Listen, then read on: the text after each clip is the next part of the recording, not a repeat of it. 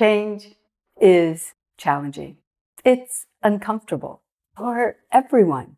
And it really doesn't matter if it's a change that you're initiating and want to make in your own life or career, like maybe applying for that promotion, or it's one that your organization is making and you're responding to, like reorganizing the department or implementing a new complicated system.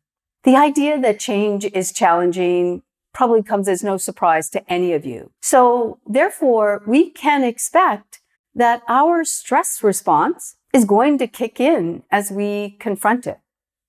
But we don't have to let that response overtake us. Keep watching. I'm going to share 3 actions that you can take to lower the stress that you may experience as you transition through any change. Every change requires us to come face to face with 4 things that we as human beings don't like. The first, our current reality. We need to recognize and internalize the need for change. That means we need to accept that the current reality isn't working or it's not what we want. It can be the realization that our needs aren't going to be met in the current environment, or the realization that future needs or other needs that we now have won't be met if things stay the way they are. The second is that every change requires us to leave our comfort zone. We need to let go of what we know, how we currently work and do things, and adopt something new. So therefore, change can challenge our beliefs about the way things should be, or what feels right, or the way we want things to be. The third is that we need to live with a level of uncertainty and fear of the unknown, at least until the new change or the new activities have become normalized. Every change, regardless of how well we plan for it, has an element of certainty. We can never know for sure when you embark on something new if it'll work, if it'll be exactly what you want, and what the full outcome will be. And uncertainty is stressful for everyone. The fourth, engaging consistently with those new activities, behaviors, or routines are initially uncomfortable.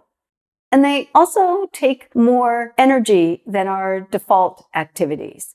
Anyone who's tried to change a habit knows how much harder that activity, that new habit is than the old way of doing things.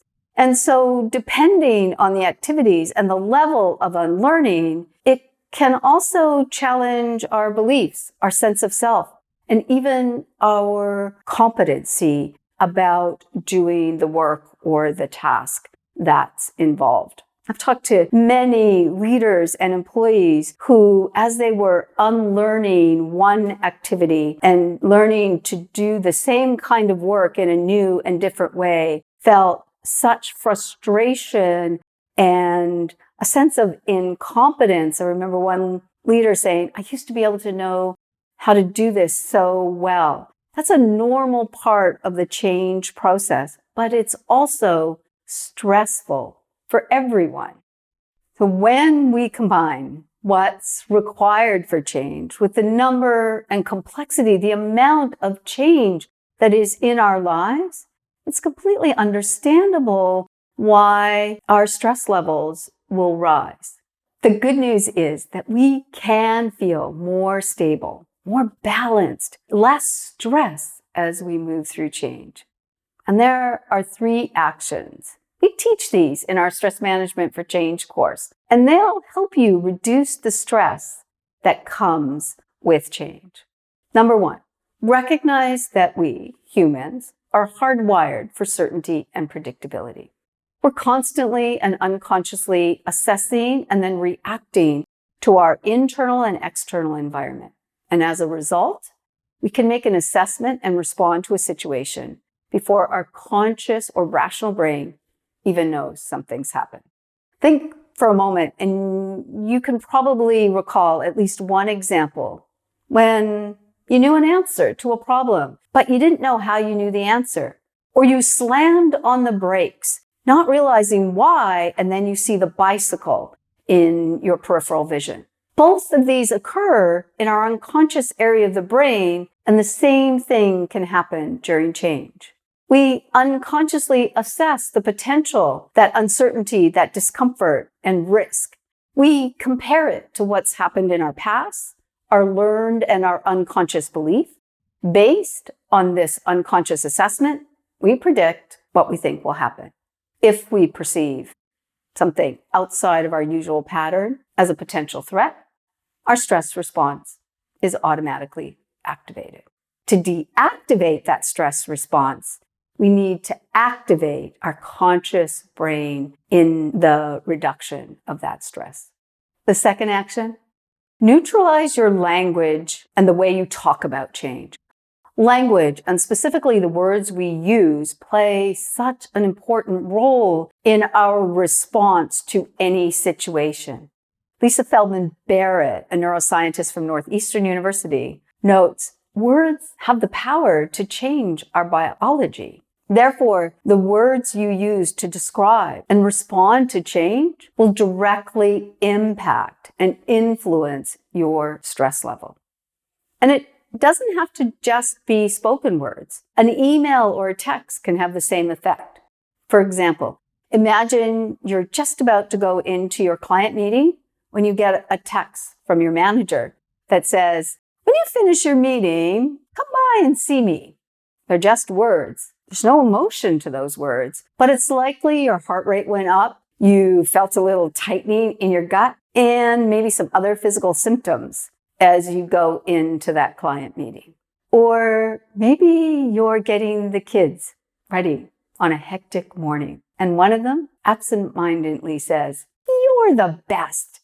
It's likely you automatically smiled and relaxed a little as your body gave you a little hit of oxytocin, the love hormone. Language and a new vocabulary to talk about change are two things that I help leaders develop when I coach them on preventing resistance to change. They work to build a neutral vocabulary grounded in the readiness mindset. The third action to reduce your stress during any change, pause. Pausing gives your conscious brain a chance to catch up so that you can interact instead of react. Remember, your brain, all of our brains, sole purpose is to keep us alive. Therefore, the ability to respond quickly is a primary survival mechanism. It takes 500 milliseconds longer for our conscious awareness to make an assessment, form a thought, and decide on a reaction than it does our unconscious center. That's why one technique that we share and encourage is what I call the 2-second pause, the pause for the cause. The pause gives your executive center time to catch up, enabling you to deactivate the stress response and interact instead of reacting. 2 seconds doesn't seem like a long time, but it can make a big difference. Reducing the discomfort during change, reducing the stress you experience is within your control. There's no doubt that change is challenging and that it will automatically trigger a stress response. However, when you discover how to navigate change, how to work with your change response, you can reduce your stress.